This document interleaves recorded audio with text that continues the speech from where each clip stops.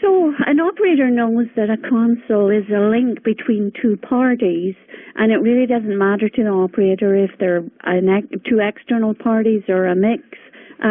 She's still going to use the console as a tool to connect two parties together. And the more information an operator has right at her fingertips, the better she'll be able to do her job. She'll be able to do transfer calls faster, and she'll be able to transfer them more accurately, as opposed to going to another application or to a hard copy to look for people's information. If she has them right on the console, she'll be able to get the call through faster and get to the next call. So there's many features on this console, some that I think are wonderful, that some other operator might think, well, I would never use that, and some that the other operator might think, oh, this will really help me, I don't use. But we'll look at them all. And so the console's a tool, and so the most important field when I answer a call is the source information, and that shows in the source window here in the bottom left-hand corner. And of course, I'm going to connect the call to a destination, and that's in the bottom right-hand corner. When I answer a call in the source, the most important information that I see is the line and the name, because that tells me whether another employee dialed 0, in which case I would answer good morning switchboard, or whether it's an external call, and then I would answer good morning MyTel. So I answer a call, and if the caller asks for an extension, of course I would just dial that extension and release the call. However, very few people just ask for an extension. So they might ask to speak to me, and so my name's Isabel Bonner. The operator would put in as much of the spelling as she's sure of, and here's my entry in the phone directory, Isabel Bonner. If it's a straightforward call to speak to Isabel, all we need to do is click on it like that, and you can see in the destination side of the screen that's going through to my extension.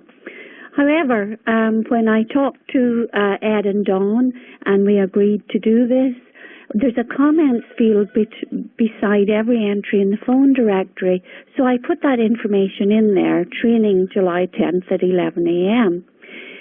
Most of the other operators know what I'm doing, so it's not a big deal for me.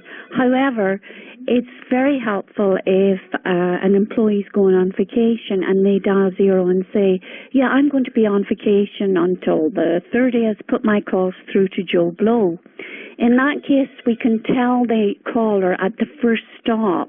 We can say we'll see, all the operators see the information when they look that person up in the directory. And we're able to say, you know, I can certainly put you through. You will probably get voicemail, as I have a note that he's on vacation. He suggests, if it's urgent, that you speak to Joe Blow. So that the customer has the information at the first stop, as opposed to having to go through, listen to the voicemail, and then zero out back to the operator, at which point the caller has now been answered 3 times and still hasn't reached a destination. If we can offer the information at the first stop, we're able to transfer the call to where the customer can get help, and we've only had to deal with the call once as opposed to now twice and transfer it again. So any information that we have is really helpful, and any one of the operators can update the comments field. If someone dials 0, whichever operator answers can take the information and transfer the call. Also in the phone directory we have cell numbers. We never give out cell numbers. However, if an employee calls and says, yeah, I'm traveling, or my phone isn't forwarded or whatever, can you transfer calls to my cell number? Just the same as I clicked on the extension, I would just double click on the cell phone, and you can see there that's actually going through to my cell phone. Same for home number. If there's a number that someone frequently works at and the operator has to transfer calls to that number, then it's just a matter of looking up the person in the directory and double-clicking on the number and transferring the call. And the caller goes through and it makes no difference to the caller. They've called and asked for somebody and they're being transferred. So we also have an email field in the console, and some time ago the designers came in and said, we're putting email on the console. And I thought, well, that's not such a big deal because everybody already has email. But we use it more than I thought we would. Everybody does have voicemail, so we don't, as a rule, take messages. However, we do get urgent calls, and then the operator will use any tool she has to try and locate the person. And everybody now has Blackberries or iPhones, and they can get their email at any time, wherever they are. So if we get an urgent call, we can certainly use it as a tool. And I'm just going to get a call up here so that you can see what it looks like. So just give me one second. So this is actually a phone in the switchboard room, and I'm answering it. And it's Marissa Duval, and I called my console from it. One of the nicer new features that we really like is when we answer a call now, you can see these labels that come up over the call. And that's actually the switch looks at the incoming information and tells the operator who this incoming number is most frequently transferred to. So this person has obviously called me before because you can see my information up there. While I'm talking to the person, I can make notes. So she might say, yeah, I want to speak to Isabel regarding a demo, and don't put me through to voicemail. So I put in, this is regarding a demo and no voicemail. However, I'll try Isabel's line. And so at that point, I don't even need to look it up in the directory. I can double-click like that. But actually, the line's going to my voicemail because, of course, I'm talking to you on my extension. So I will cancel the call, and I'll put the call on hold. And so just get up here. The call's now on hold, and so it takes the notes with it, but not only does it take the notes I made with it, it takes who I tried for this caller. And prior to this feature, the operators would have sticky notes stuck on their screen as to who the person is holding for. We don't need to do that anymore. Now, when I retrieve the call by double-clicking on it, I have all the information. I'm able to say, hi, I know you're holding to speak to Isabel regarding a demo. Her line did go to voicemail, but I'm trying to locate her. Nobody else sees the notes that the operator has made. If I transfer that call, the destination will not see the notes. So now we have an email field here. So if I double-click on the email field, here's what happens. It brings up the email, but it addresses it, takes the information from the email field. But even better than that, it takes the information from the source. So not only is it faster, I'm not sitting here typing in all this information, it's accurate. I might type in 4156, and then I would hit send, and that employee is going to call me back and say, Isabel, I called 4156, and they've no idea what I'm talking about. So it's faster and it's accurate, and certainly when we have urgent calls, maybe a child's sick at school or something like that, and we'll use anything we have to try and locate the employee, this is really helpful. It's faster and it's accurate, so we would use it for that. So we still have this call, and I'll put it back on hold. And I can go ahead and take other calls now. And the system will remind me that I have this call on hold that I haven't done anything with. So we'll just go ahead with the demo. So as well as the phone directory, there are also busy lamp field groups. And an operator, she can put everybody in the company in busy lamp field so that she can tell at a glance who's on the line or who isn't. She can set up groups. She might set up finance or human resources. If an operator needs to do live transfers into a group, certainly she can set up groups in busy lamp field, and she will be able to see who's available for the call. You can also see that information in the phone directory. So if I had a call for Dan Waters right now, here's Dan's entry in the phone directory. However, and I can tell the little icon here you can see beside Dan's name is green, which means the phone is available. If Dan were on the line, that little phone would be red. In my phone directory, because we're a communications company, people have several extensions. Dan actually has 3 extensions. However, 2 of those extensions have padlocks beside them, and that indicates to the operator those are private lines, and we wouldn't transfer to those lines. We would transfer to the line without the padlock. So people have those because we like to test our own software and stuff. They have 2 or 3 extensions.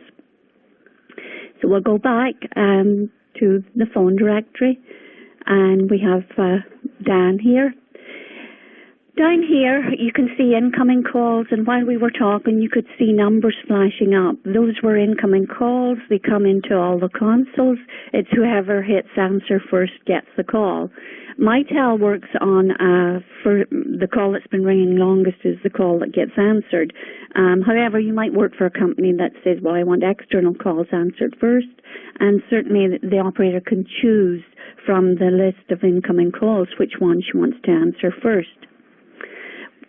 We put the call on hold, and we still have it. And now if I get this call back, I don't have to say, oh, I'm sorry, who are you holding for, which does not make the customer happy. I'm able to say, I have been trying to locate Isabel for you. I'm sorry, she's not responding. Did you want to leave her a voicemail? And I can put the call through. So I'll just get rid of that call. This tab is transferred calls. Any call that I've transferred that hasn't reached a destination, I can get it back under transferred calls. So if I think, oh, maybe I misdialed, or I just want to check where I sent a call to, I can check under transferred calls and I can get it back. The console is capable of paging, and the soft keys at the bottom change depending on what stage of operation I'm in a call. And if I have a call up on the source side, F2 becomes call park. By activating that, it assigns a number to the incoming call and takes the operator into a paging zone, so that if I activate page 2, then I would be able to say, John, pick up call park 02, Joe holding for you, and John can go to any phone in the building and pick up that call. But the nice thing about it is, just like when I put a call on hold, it takes the information with it, so that if John doesn't pick up that call and I get the call back, I don't have to say, oh, who are you trying to reach? I have the information, and I'm able to say, I know you're holding to speak to John. He hasn't answered the page. Did you want to leave a message? So I have all of that information there to deal with a call. And the features on the console are however the operator feels comfortable. I like to have incoming calls up. I like to see the calls that are coming in. However, one of the operators likes to see transferred calls to make sure that she's sent the calls to the correct destination. So certainly the more comfortable an operator is, the better she'll do her job. So she can set this console some of the features that how she likes it, and she'll be able to do her job better. In many ways, from an operator's point of view, this console is very similar to the 5550 IP console. However, the 5550 IP console has a small keypad for processing the calls, and that isn't necessary in this console. We use the numeric keys and we use the soft keys to handle our calls and process the calls. And because of that, the application has to be focused. If the application isn't focused, then the keys don't work. The console doesn't know that we're trying to process a call. We can use the soft keys, we can use the numeric keys, and we can also use the icons at the top. Now, this is an online keypad, and the first couple of days that we used this console, I kept it up because just to remind me that the enter key is now the answer key, and you can see that if you hover over it. The release key is actually the plus sign, and the hold key is the 0, or the insert key. Sorry, delete key is hold. Sorry. So you have all those options, and you can keep the keypad right up until you become familiar with it. I actually tend to use these icons at the top more than I use the keypad. And so even by hovering over these, I can answer. I can mute the call. If I have to ask a quick question as opposed to putting the call on hold, I would mute it and the caller can't hear me. And this turns red so that I know mute's on. If I call an auto attendant and have to enter an extension, I can turn tones on, and this is hold. And this, we have several voicemails, again, because we're a communications company. But if I worked for a company that only had one voicemail, I can program this, and by activating this, I can send a call directly to voicemail. And this is paging. And this is called a recover key. And when we looked at transferred calls, I could get back any call I had transferred. A recover key will recover the last call that I transferred if it hasn't reached a destination. So if it's the last call that the operator's trying to retrieve, certainly she can use the recover key. This icon is cancel. And the difference between cancel and release is that if I misdial and I want to cancel the connection. Release will release the call. I will lose the source and the destination. But if I've misdialed the destination, I can cancel and redial. And this is release the call. And this is like a backspace key where if I dial 411 instead of 416, I can backspace the 6 and then enter the correct digit. So certainly it's called the correction. If you hover over it, it says correction, but it works like a backspace. And this is the online keypad that we looked at. I'll get rid of the keypad. This is the operator present, whether I'm present or absent. And class of service is, and we're in day service. However, it's programmed on the switch that after we go home, we go into night service 1, and that bumps all the calls to a recording that the office is now closed, and you can enter the extension. And just while we're talking, you can actually see that Dan Waters is on the line now. His phone has changed from green to red, and he's hung up again. It's gone back to green, so that the operator knows the status of the extension when she looks someone up in the phone directory. And this is whether the ringer's on or off. I keep the ringer on. However, if you're constantly looking at the screen, then that's certainly the operator's preference. And this is slightly different from the 5550. When we use a handset or a headset, we do need to go into the audio panel and add whichever handset or headset we're using.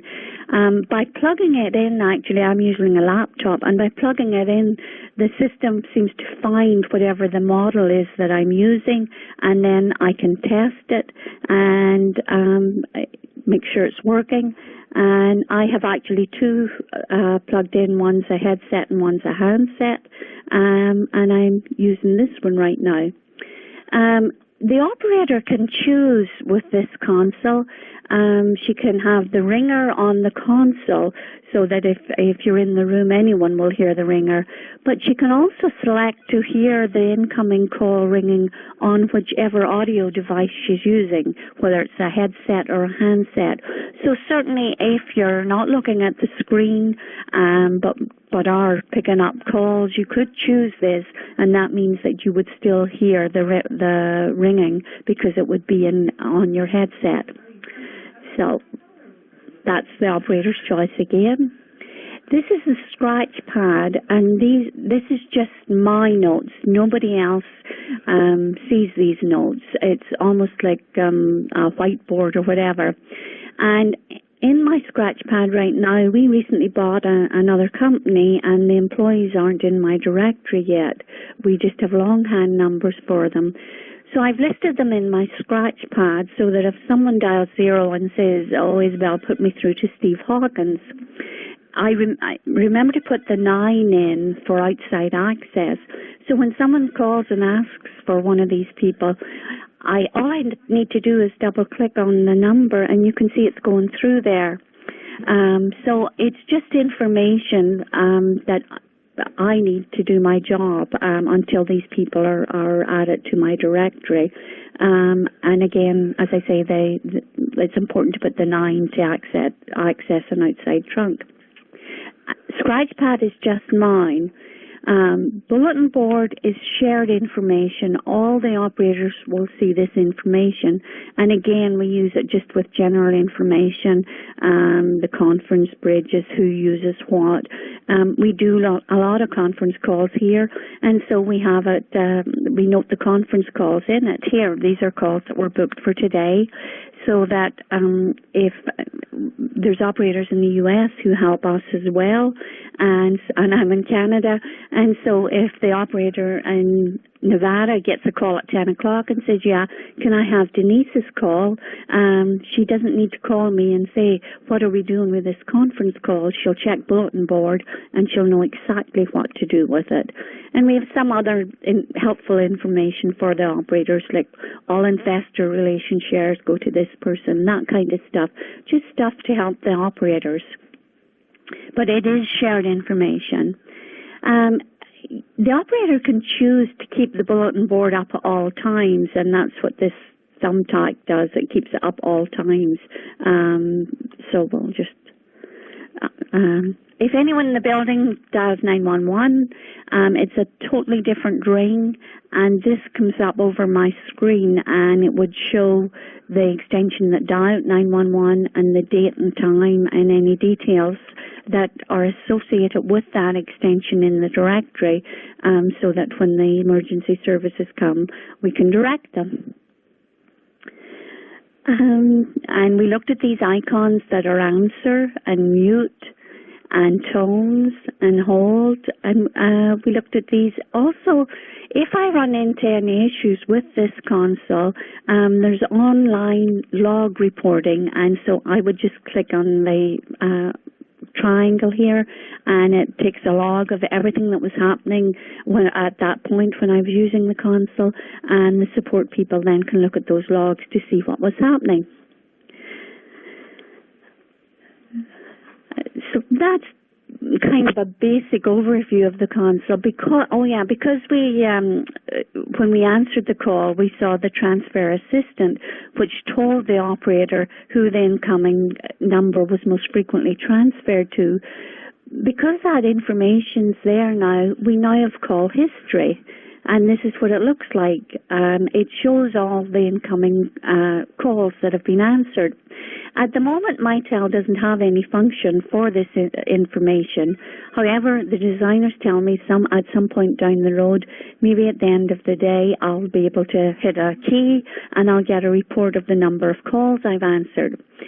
So, however, it's amazing how often somebody will call and say, oh, yeah, I had a voicemail to call so-and-so, and I must have written the number down wrong because it's not gone through. Do you know who called me? And I can go to the destination number and put in their extension. So if I put in my extension, here's all the people who've called me, including the call that I answered about 10 minutes ago here when we were showing how it works. I can say, oh yeah, Marissa Duval called you. Or I can say, yes, you had a call from XL at this time. So I have that information there. Or they could say, my phone rang and they didn't leave a message, do you know who was calling? So I have all that information. Also under phone book, in the name field, you can search for anything that's in your directory. You can search for information from the comments field. You can combine information. Someone might call and say, yeah, I want to call John in Reno. So I can put in John and I can put in Reno. And here's all the Johns in Reno, so they'd still need more information. Or they might say, yeah, I was talking to somebody and the name started IS and the extension started 741. Do you know who that is? Well, yeah, the there's only one person that has those characters. So you can search for anything there. Even from the comments field, there's a new admin in our Dallas office. So I could go admin Dallas, and it's going to come up, the new Dallas, and this is the new admin in Dallas. So the operator can search for any information in the name field, whatever the caller's telling her. And here's a call. Oh, someone else got it. I was going to answer it.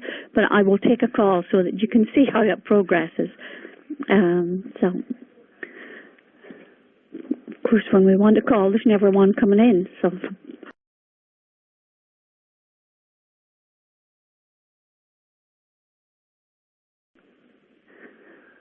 How about the chatting feature on it, Isabel? Yeah. Let me see if I can. You now have the. Yeah. We do have the presence feature on the console, and so here's ads. So I could send an instant message. So if I wanted to send a message to Ed, this is how I would do it. Just put test and send, and so Ed would get that, and we would use that for, you know, if it was an emergency call or whatever.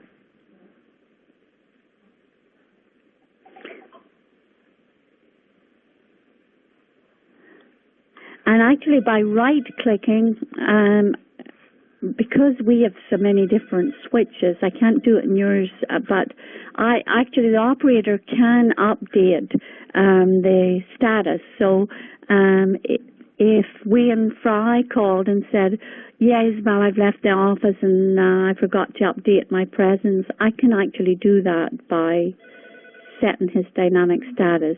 And let's see, I'll do test, gone golfing. So any status that he has pre-programmed, you can set. I can override it. Yeah. Wow. Nice. Yeah, and you can see that's like it happens instantaneously. I just did it, and now it says test gone golfing. So the operator can do that if an employee leaves and forgets to update it that they're on vacation or whatever. I'll just change Wayne's back. There we go.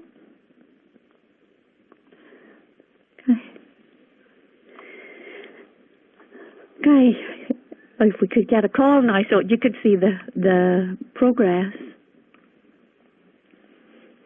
For an operator, it's very similar to the 5550 IP, apart from the fact that we're using I'm using a laptop and or the computer keyboard to process the calls. Here we go. Good morning, Mytel.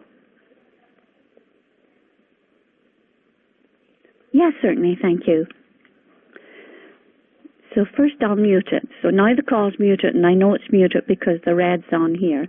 And this lady's asking to speak to Vanessa Canoe, so I'll look Vanessa up in the phone directory and find Vanessa's. And here's Vanessa's number, and someone's actually made a note beside it, use this one, because Vanessa has multiple entries, and I've clicked on it, and it's gone through.